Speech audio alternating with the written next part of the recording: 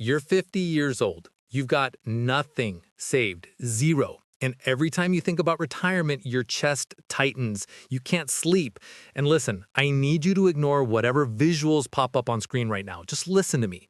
This conversation is too important for you to get distracted by graphics or charts or whatever else is flashing by. What I'm about to tell you could change your entire future. So just focus on my voice.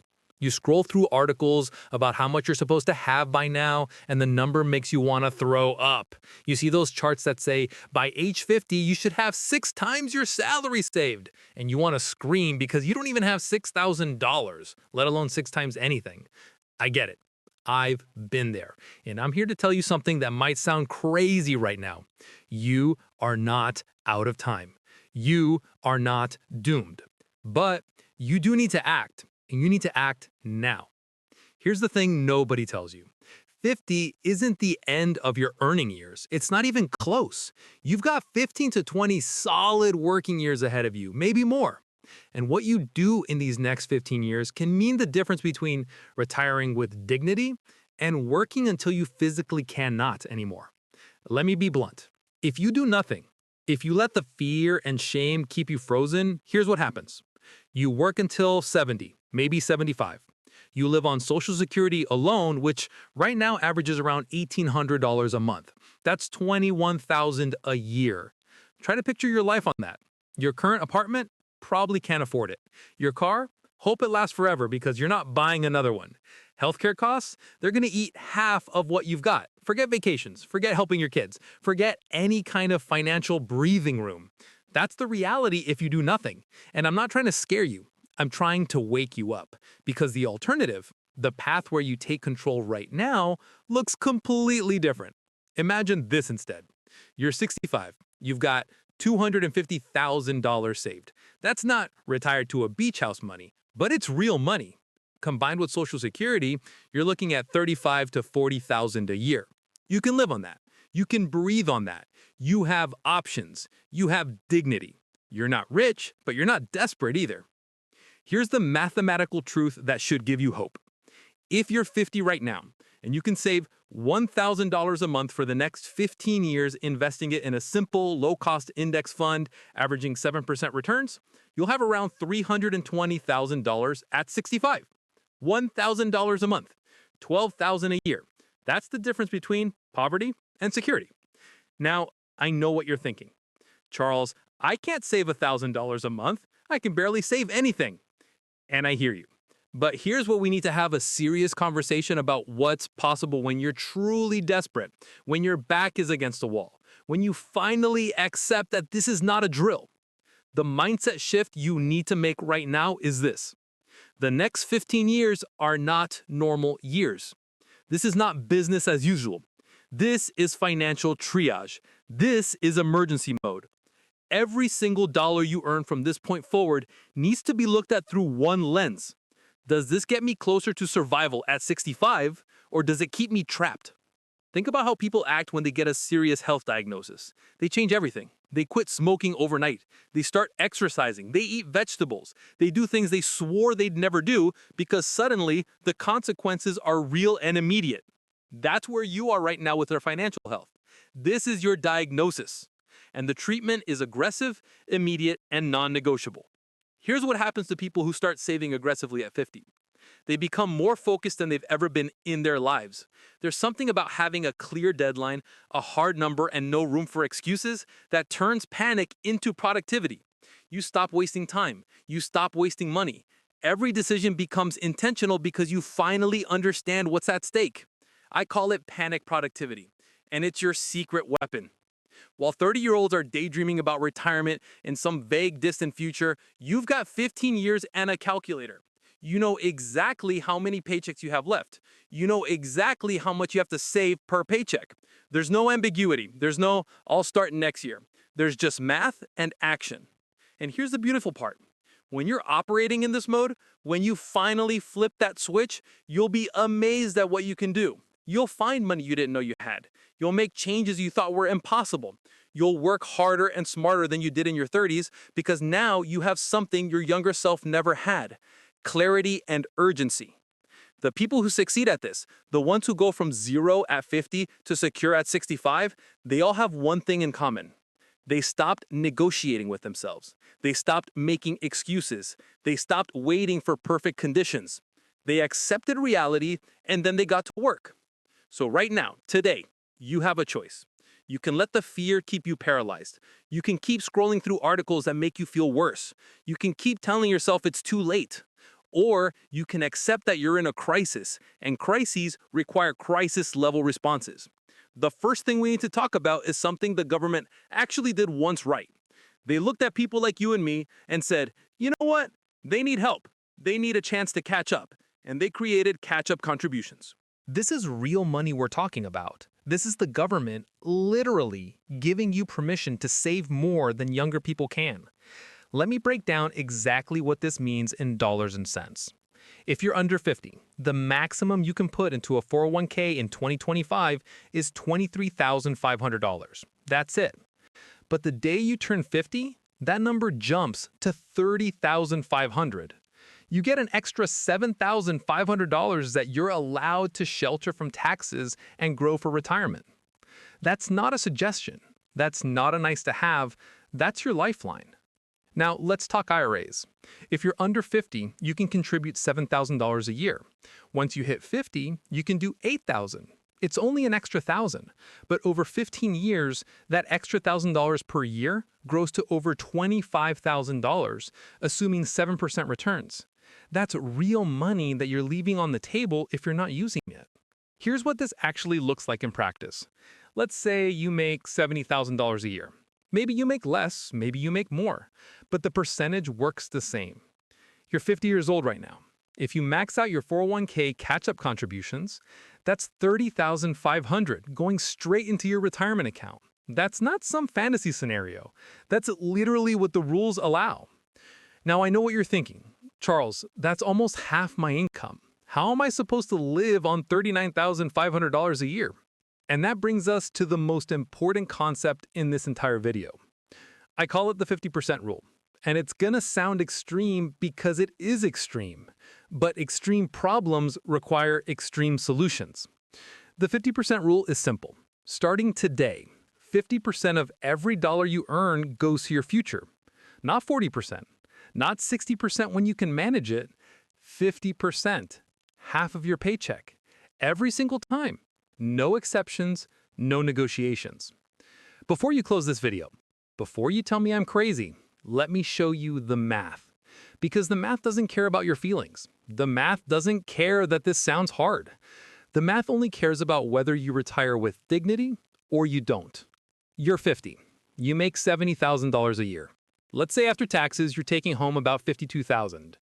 50% of that is $23,500 a year going into retirement savings. That's about $2,200 a month. For 15 years, at 7% average returns, that puts you at $650,000 at age 65. $650,000.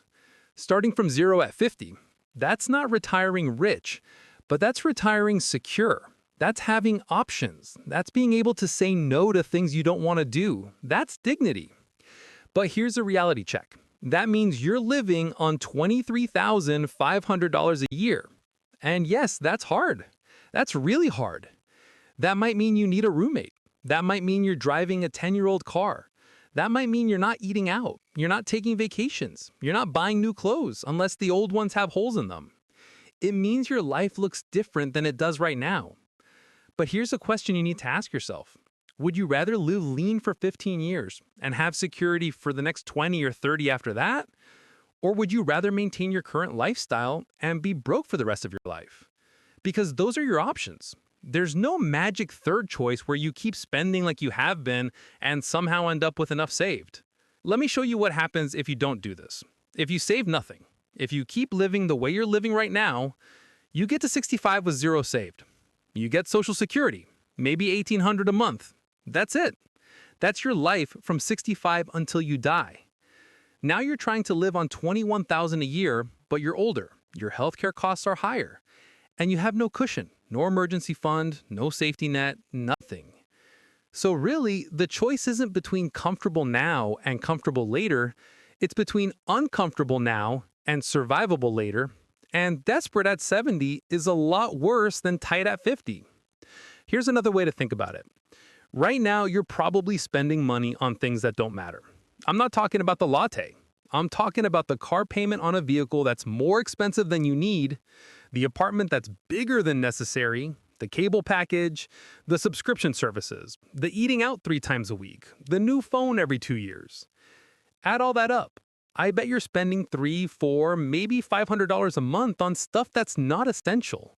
That's money that could be building your future instead of disappearing into nothing. The 50% rule forces you to confront every single expense and ask, is this worth my future? Is this dinner out worth working an extra month at 70? Is this car worth adding a year to my working life? When you start thinking that way, when every dollar has to justify itself against your survival, you make different choices. And here's what nobody tells you about living on less. You adapt. Humans are incredibly adaptable. What feels impossible in week 1 feels normal by month 6. You find cheaper ways to do things. You get creative. You discover you actually don't need half the stuff you thought you needed.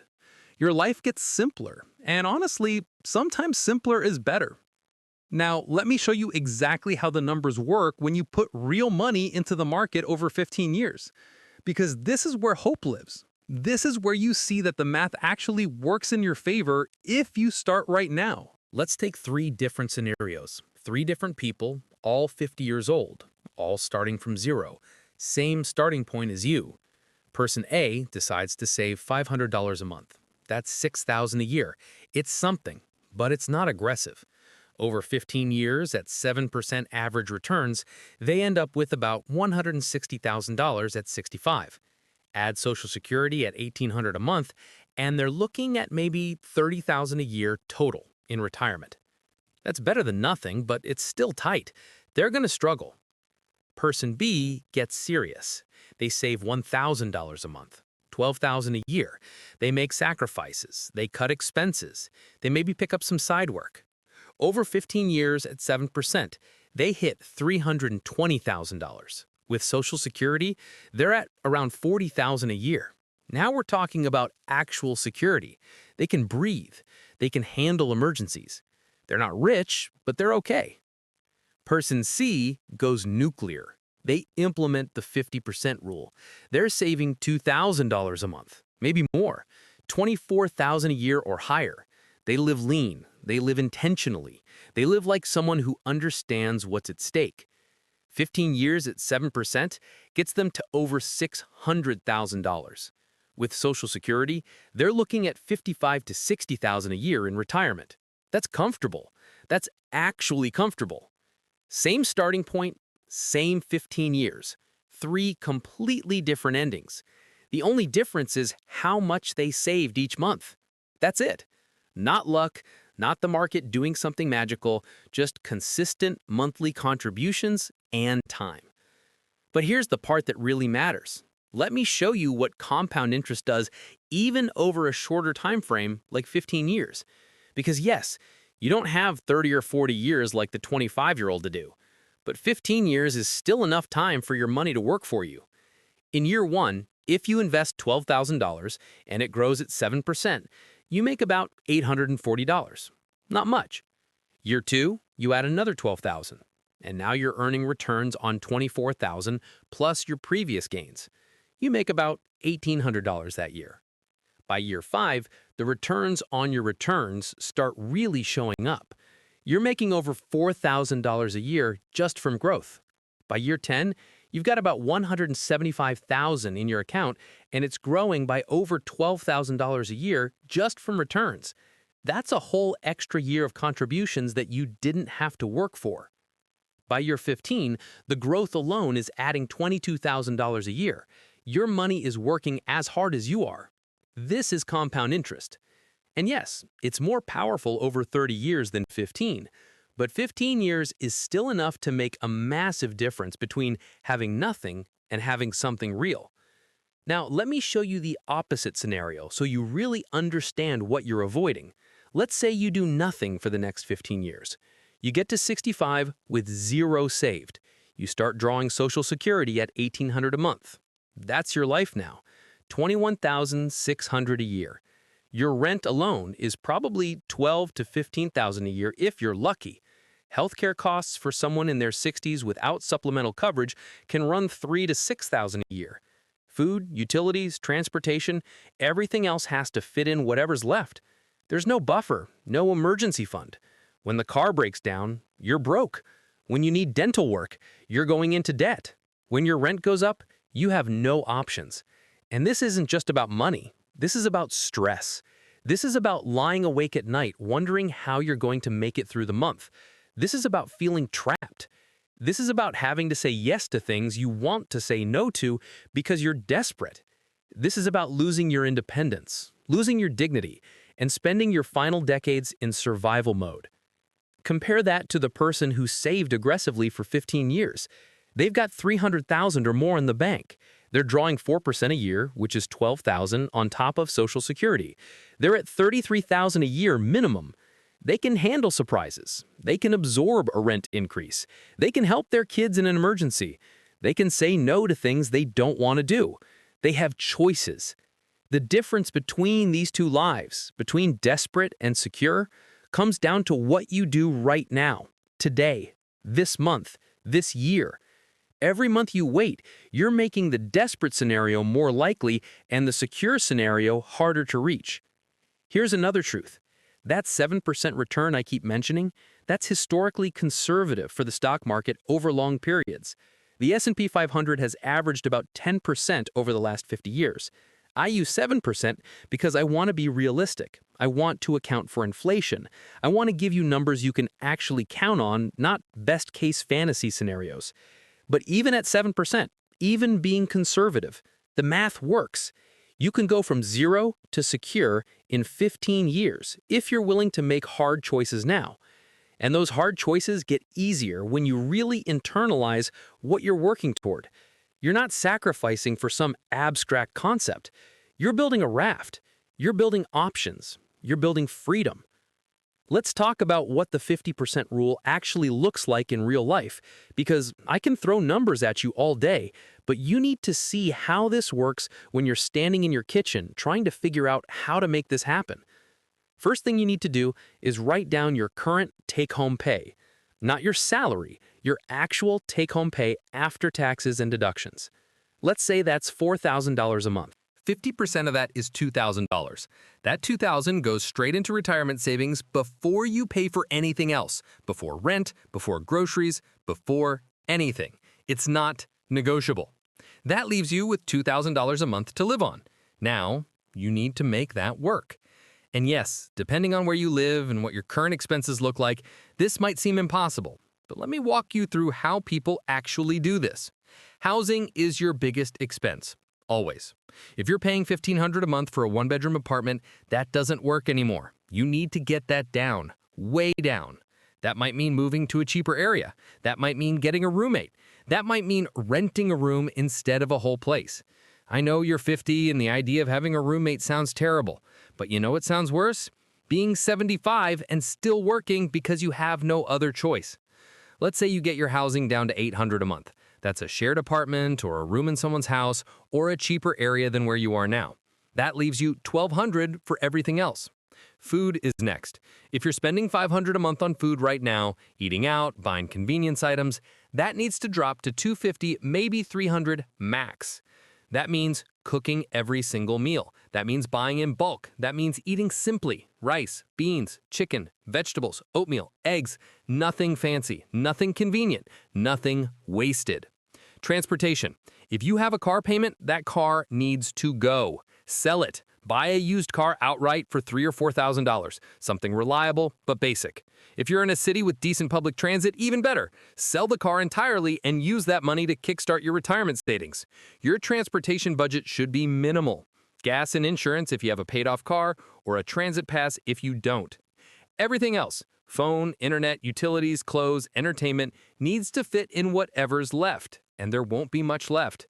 You're not going to movies. You're not buying new clothes unless something wears out. You're not taking vacations. Your phone is a basic plan. Your entertainment is free. Library books, walking, parks, things that cost nothing. This is what aggressive saving looks like. And I'm not going to lie to you and say it's fun. It's not. It's hard. Some days it's going to feel impossible. Some days you're going to want to quit. You're going to see your friends going out to dinner and you're eating rice and beans at home for the fourth night in a row, and you're going to question everything. But here's what keeps you going. Every single month, you check that retirement account balance. And every single month, it's bigger. In month 1, you've got $2,000. In month 2, you've got $4,000. By month 6, you've got over $12,000, and you've never had $12,000 saved in your life. By the end of year 1, you're looking at $24,000 plus whatever it's grown, and suddenly this thing you thought was impossible is actually happening. That number becomes your motivation. That number becomes proof that you can do this. Every time you want to give up, you look at that number and you remember what it represents. It represents freedom at 65. It represents not being desperate. It represents options. And here's the thing about living lean for 15 years. It doesn't stay hard forever. The first few months are brutal because you're adjusting, you're breaking old habits, you're learning new ways to live. But by month 6, by month 12, it becomes normal. You stop missing the things you gave up. You find satisfaction in watching that account grow instead of buying stuff you don't need. Now, can everyone save 50%? No, I'm not delusional. If you're making $30,000 a year at 50 with no savings, 50% leaves you with $15,000 to live on, and depending on where you are, that might genuinely be impossible. But here's the truth. If you're only making $30,000 a year at 50 with no savings, you have a bigger problem than just saving money. You need to increase your income, period. That might mean going back to school for a certification in a higher paying field. That might mean switching jobs or careers entirely. That might mean working 2 jobs for a while. That might mean moving to an area with better opportunities. None of those things are easy, but neither is being broke at 70. But if you're making 50, 60, 70,000 or more, 50% is possible. It requires sacrifice. It requires living below your means. It requires saying no to almost everything that isn't essential. But it's possible. And people do it. Not because they're superhuman, but because they finally understood what happens if they don't. Let me tell you about someone I know. Started saving at 52, was making $60,000 a year, moved from a 1-bedroom apartment to a room in a shared house, dropped housing from $1,200 to $600, sold his car and started taking the bus, cooked every meal, cut every subscription, lived like a college student for 13 years. At 65, he had $480,000 saved. He bought a small condo outright with $200,000, lives on the income from the remaining $280,000 plus Social Security. He's comfortable, he's secure, and he tells everyone that those 13 years of living lean were the best decision he ever made. That could be you. That should be you. Now let's talk about the practical steps to actually make this happen, because understanding the math is one thing. Setting up the systems to execute this plan is another. And this is where most people fail. Not because they can't do it, but because they don't set themselves up for success. Step 1 is automating everything. You cannot rely on willpower. You cannot rely on remembering to transfer money every month. You cannot rely on having discipline after a long day at work. You need to remove yourself from the equation entirely. Here's how you do it. As soon as you get paid, before that money even hits your checking account if possible, you want it split. If your employer offers a 401k, you set up your contribution to pull out your target amount automatically. You go into the payroll system or talk to HR, and you change your contribution percentage to whatever gets you to your goal. If you're doing the 50% rule and that's $2,000 a month, you set it up so $2,000 goes straight into the 401k before you ever see it. For IRAs, you set up an automatic transfer from your checking account on payday. The money hits your checking account, and within hours, your target amount moves automatically to your IRA. You never touch it. You never see it sitting there tempting you. It's gone before you can spend it. This is crucial. When the money sits in your checking account, you will spend it. You'll convince yourself you need it for something. There will always be something that feels urgent or important. The only way to guarantee you save what you need to save is to make it automatic and immediate. Step 2 is setting up your accounts correctly. If you have access to a 401k through work, That's your first stop. The money goes in pre-tax, which means you're saving on taxes now. If your employer offers any kind of match, even a small one, you're getting free money. Take it. Max it out if you possibly can. If you don't have a 401k or after you've maxed out your 401k, you're opening a traditional IRA or a Roth IRA. Traditional means you get a tax deduction now and pay taxes when you withdraw in retirement. Roth means you pay taxes now but withdrawals are tax-free later. For most people in your situation, traditional makes more sense because you want the tax break now when you're earning. But talk to a tax professional about your specific situation. Inside these accounts, you're investing in low-cost index funds, not individual stocks, not crypto, not whatever your cousin is telling you is going to make you rich. Simple, boring index funds that track the total stock market or the S&P 500. Something with an expense ratio below 0.1%. Vanguard, Fidelity, Schwab, they all offer these. You put your money in and you leave it alone. Step 3 is tracking everything ruthlessly. You need to know exactly where every dollar goes, and I mean every dollar. You need a budget that accounts for every single expense. There are apps for this. There are spreadsheets for this. Pick one and use it religiously. At the beginning of each month, you write down your income. You write down your automatic retirement contributions. Then you write down every other expense: rent, utilities, food, transportation, everything. And at the end of the month, you go back and compare what you plan to spend versus what you actually spent. When you overspend in one area, you need to figure out why and fix it. This sounds tedious because it is tedious, but you cannot manage what you don't measure. If you're not tracking your spending, you're guessing, and guessing is how you end up broke. Step 4 is building a small emergency fund before you go all in on retirement. I know this seems counterintuitive. I just told you to save 50% for retirement, and now I'm telling you to save for emergencies first. Here's why. If you have zero emergency savings and your car breaks down or you need dental work or anything unexpected happens, you're going to raid your retirement account, and that's a disaster. Early withdrawal penalties, taxes, lost growth, it sets you back massively. So before you ramp up to 50% retirement savings, you get $1,000 in a basic savings account. Just $1,000. That's your oh crap fund. That handles most small emergencies. Once you have that, then you go all in on retirement.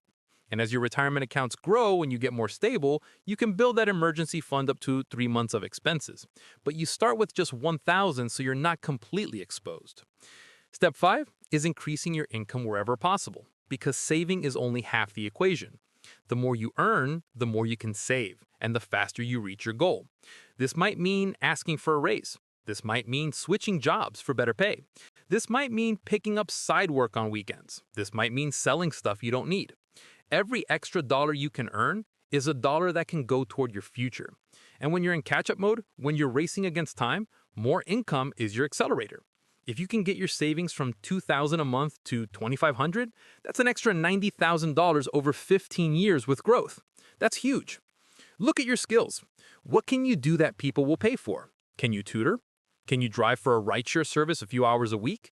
Can you do freelance work in your field? Can you mow lawns or clean houses or do handyman work? I know you're tired. I know you already work full-time, but this is temporary. This is 15 years of hustle, so you don't have 30 years of desperation.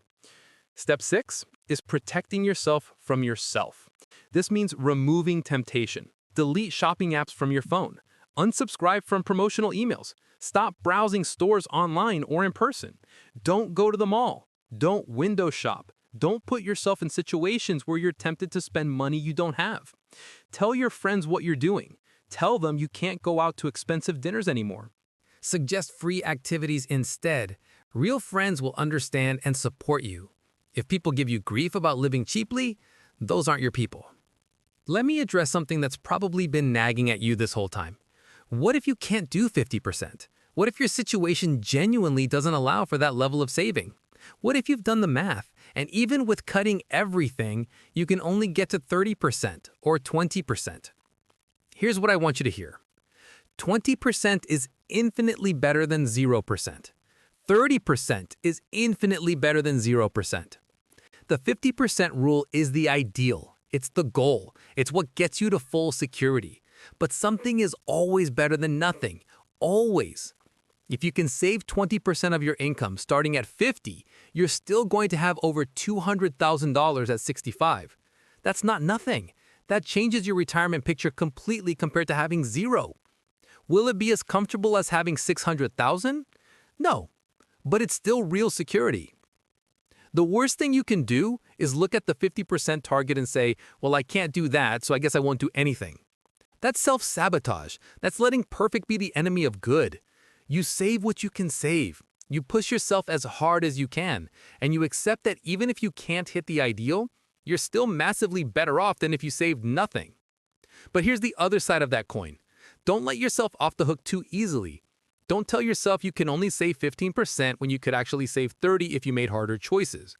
Be brutally honest with yourself about what's truly necessary versus what's just comfortable.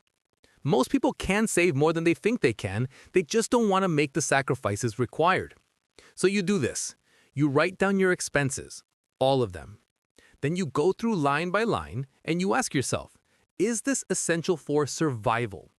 Not for comfort, not for happiness, for survival. Rent is essential.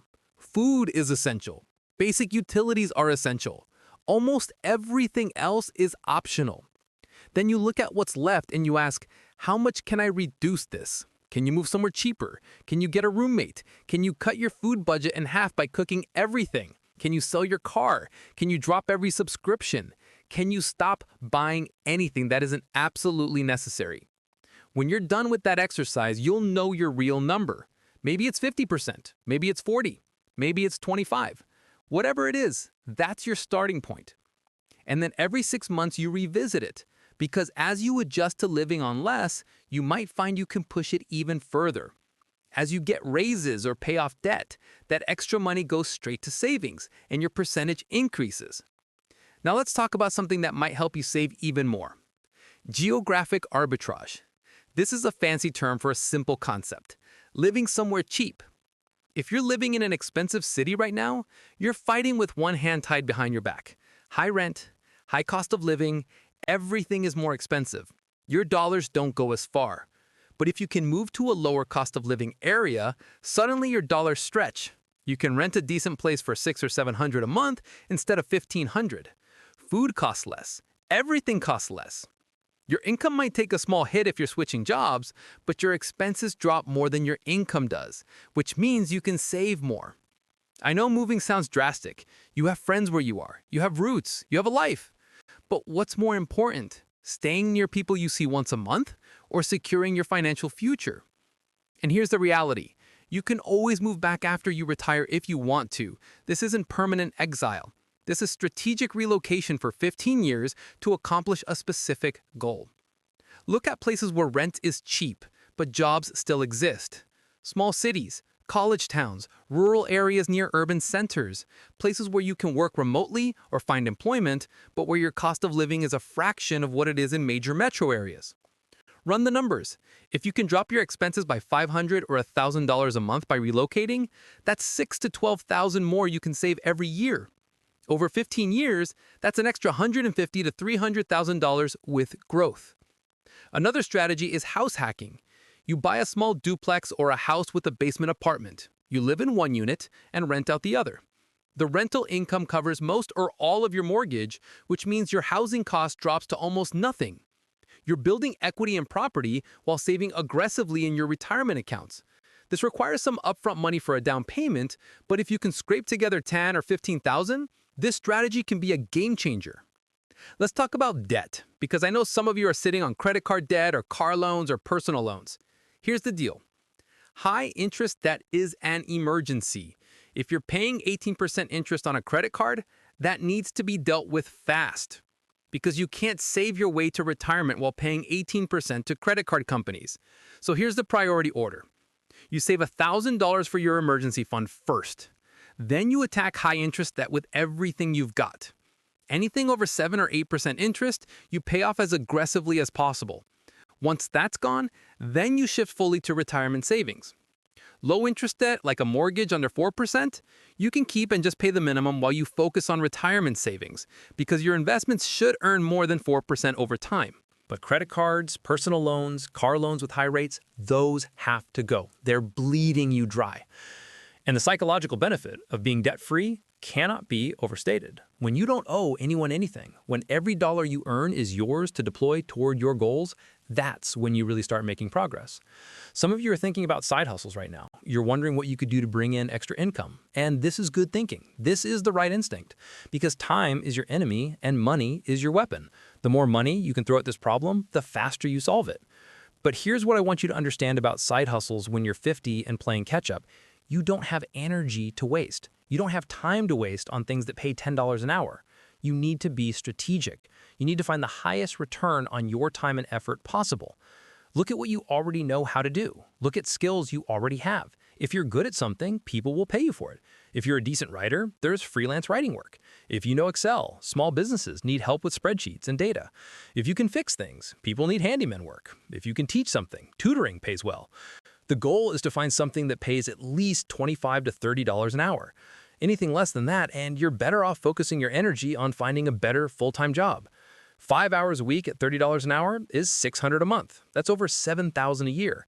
Over 15 years with investment growth, that's an extra $140,000 from 5 hours a week of side work. Or maybe the play isn't a side hustle. Maybe it's cutting expenses even further. Maybe it's taking on a roommate. Maybe it's renting out a parking space or a storage space you're not using. Maybe it's selling half the stuff in your house that you don't need. Look around your place right now. How much stuff do you have that's just sitting there?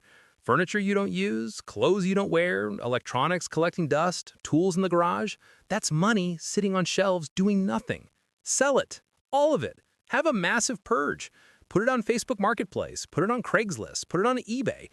Take whatever you get and dump it straight into your retirement account. You might pull in $2,000, $5,000, maybe even $10,000, depending on what you've accumulated over the years. That's a huge head start. Here's the thing about all of this. Every single strategy I've given you, every number I've shown you, it all comes down to one question. How bad do you want it? How badly do you want to retire with dignity? How badly do you want to avoid working until you drop? How badly do you want options and freedom and security? Because if you want it badly enough, you'll figure it out. You'll make the sacrifices. You'll do the math. You'll set up the automation. You'll cut the expenses. You'll find the extra income. You'll do whatever it takes. Not because it's easy, not because it's fun, but because the alternative is unacceptable. And if you don't want it badly enough, then be honest with yourself about that too. Accept that you're choosing your current lifestyle over your future security. Accept that you're going to work into your 70s. Accept that you're going to struggle. Just don't lie to yourself about it. Don't pretend you had no choice. You have a choice. You're making it right now. I started this video by showing you two paths, the path where you do nothing and end up desperate, and the path where you take action and end up secure. Everything I've given you today is the roadmap for that second path. The math works, the strategies work, people do this successfully. People go from 0 at 50 to secure at 65. It happens. It's real. It's possible. But it only happens if you start. Today, right now, not next month, not after you think about it, not when conditions are perfect, now. Go into your bank account today and set up that automatic transfer. Go into your 401k portal and increase your contribution. Write down your budget. Calculate your 50% number or whatever percentage you can actually commit to. Make the decision. Take the first step. Because 15 years from now, you're going to be 65, whether you save or not. The only question is whether you're going to be 65 with options or 65 with nothing. And that choice is happening right now, in this moment. You're not out of time, but you are out of time to waste. So stop reading articles that make you feel bad. Stop scrolling through retirement calculators that terrify you. Stop dwelling on the past and what you should have done. None of that matters anymore. The only thing that matters is what you do next. And what you do next is you save. Aggressively, consistently, without excuses, for the next 15 years. You live lean. You live intentionally. You live like someone who understands that security doesn't come from comfort. It comes from sacrifice now for freedom later. This is your wake-up call. This is your moment. This is where you decide that you're not going to be another statistic. You're not going to be another person who worked their whole life and ended up with nothing. You're going to be the person who started late but finished strong, who made hard choices but got results, who proved that it's never too late if you're willing to do what it takes. 50 is not the end, it's the beginning. Your most focused, most intentional, most productive 15 years start right now. get to work.